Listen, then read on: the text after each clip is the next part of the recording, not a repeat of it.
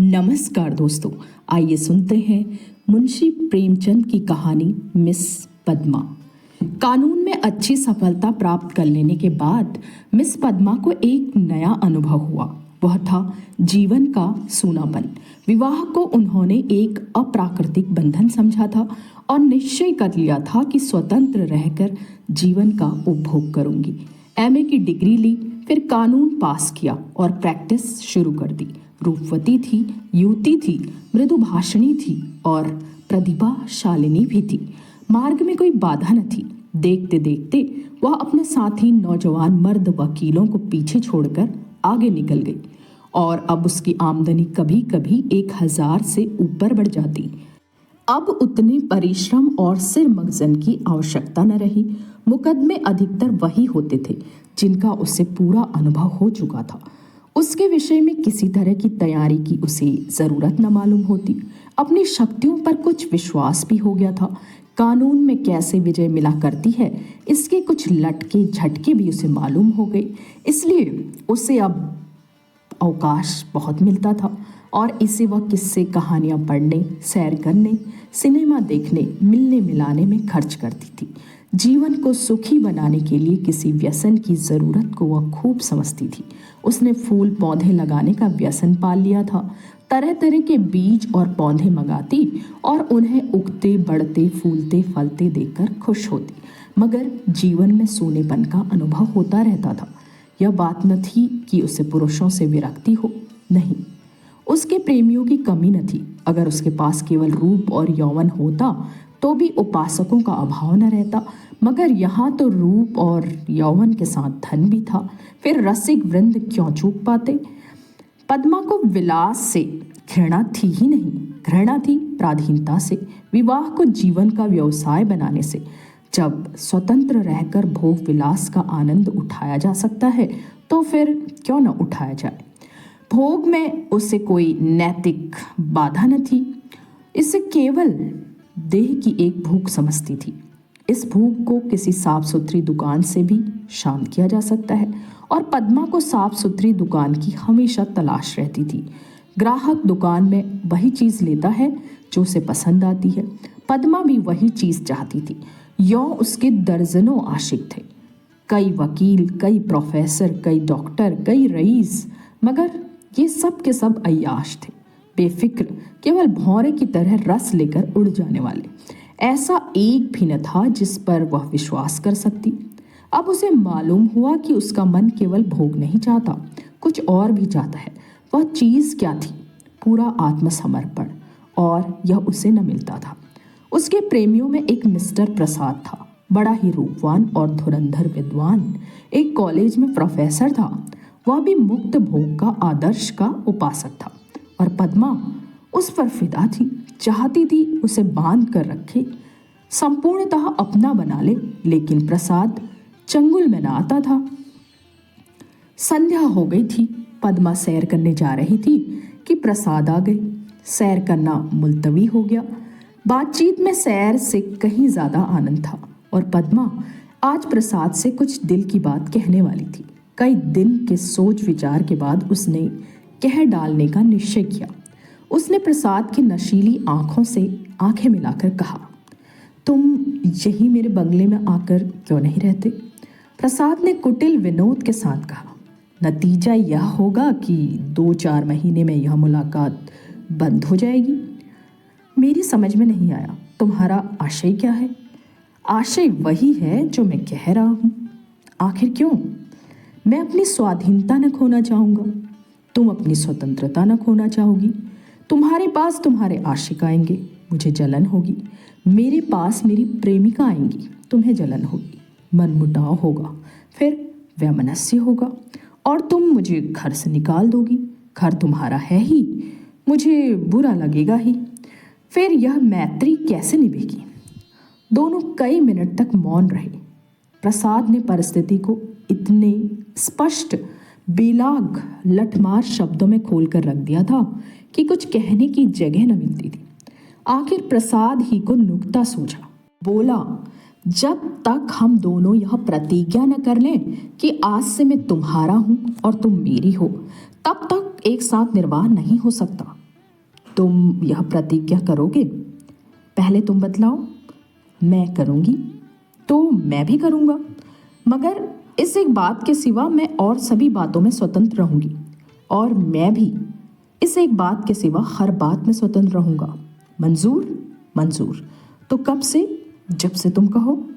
मैं तो कहती हूँ कल ही से, तय। लेकिन अगर तुमने इसके विरुद्ध आचरण किया तो? और तुमने किया तो? तुम मुझे घर से निकाल सकती हो, लेकिन मैं तुम्हें क्या सजा दूंगा?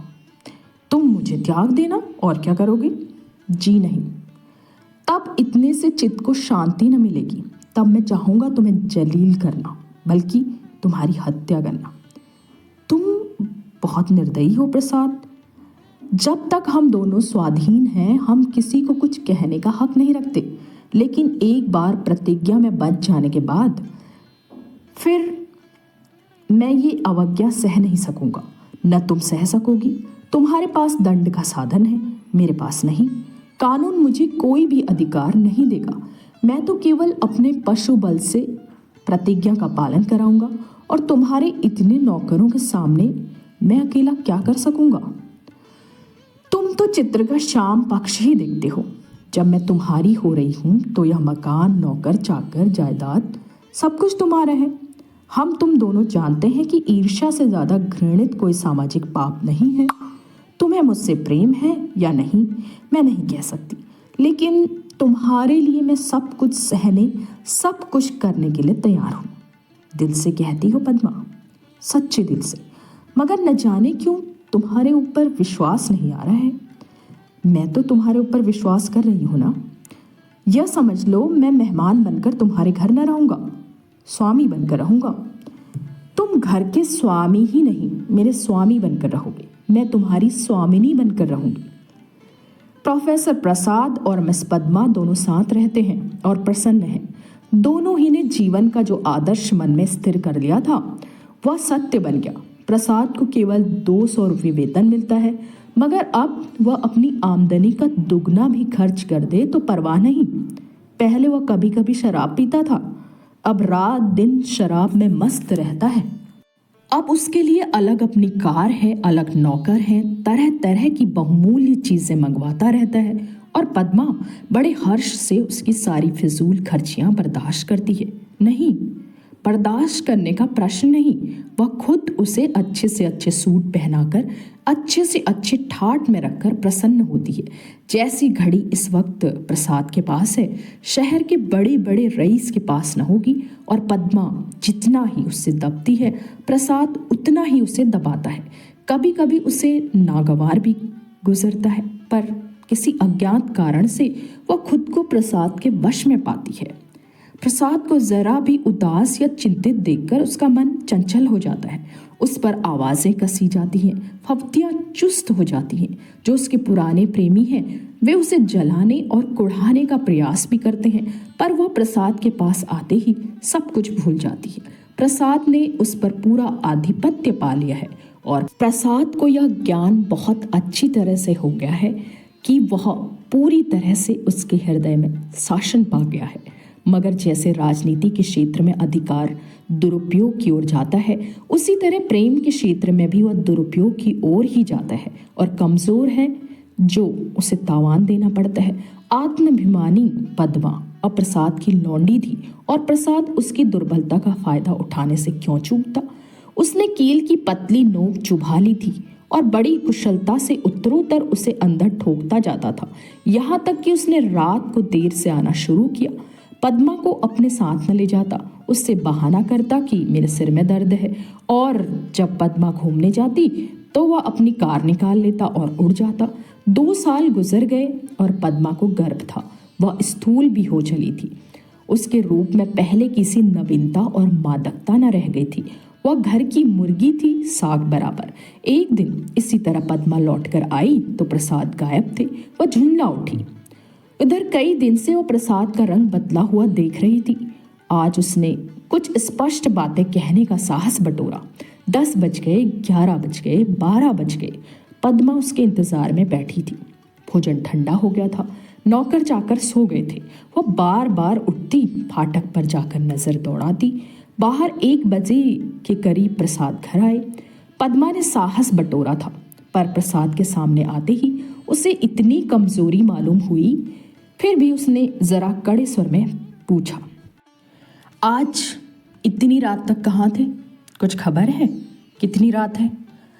प्रसाद को वह इस वक्त असुंदरता की मूर्ति सी लगी। वह एक विद्यालय की छात्रा के साथ सिनेमा देखने गया था। बोला, तुमको आराम से सो जाना चाहिए था। तुम इस दशा में हो, उसमें तुम्हें जहाँ तक हो सके आराम से रहना चाहिए। पद्मा का साहस कुछ प्रबल हुआ। तुमसे पूछती हूँ जो, उसका जवाब दो। मुझे जहन्नुम में भेजो। तो तुम भी मुझे जहन्नुम में जाने दो? तुम मेरे साथ दगा कर रहे हो, यह मैं साफ देख रही हूँ। तुम्हारी आंखों की ज्योति कुछ बढ़ गई होगी। मैं इधर कई दिनों से तुम्हारा मिजाज कुछ बदला हुआ देख रही हूँ। मैं तुम्हारे साथ अपने को बेचा नहीं है। अगर तुम्हारा जी मुझसे भर गया हो तो मैं आज ही जाने को तैयार हूँ। तुम जाने की धमकी क्यों देते हो? क्या तुमने यहाँ आकर कोई बहुत बड़ा त्याग किया है?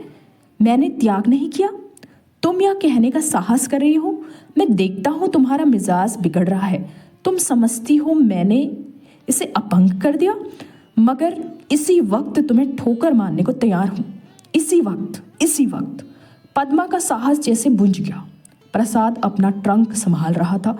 पद्मा ने दीन भाव से कहा, मैं तो ऐसी कोई बात नहीं कही जो तुम इतना बिगड़ उठे। मैं तो केवल तुमसे पूछ रही थी, कहाँ थे? क्या मुझे इतना भी अधिकार नहीं देना चाहते? मैं कभी तुम्हारी इच्छा के विरुद्ध कोई काम नहीं करती और तुम मुझे बात बात पर डांटते रहते हो। तुम्हें मुझ पर जरा भी दया नहीं आती। मुझे तुमसे कुछ भी हो तो सहानुभूति मिलनी चाहिए। मैं तुम्हारे लिए क्या कुछ नहीं करने को तैयार हूँ। और आज जो मेरी दशा हो गई है तो तुम मुझसे आंखें फेर लेते हो। उसका कंठ रुंध गया और मेज पर सिर रखकर फूट फूट कर रोने लगी। प्रसाद ने पूरी विजय पा ली। पद्मा के लिए मातृत्व तो अब बड़ा ही अप्रिय प्रसंग था। उस पर चिंता मंडराती रहती थी।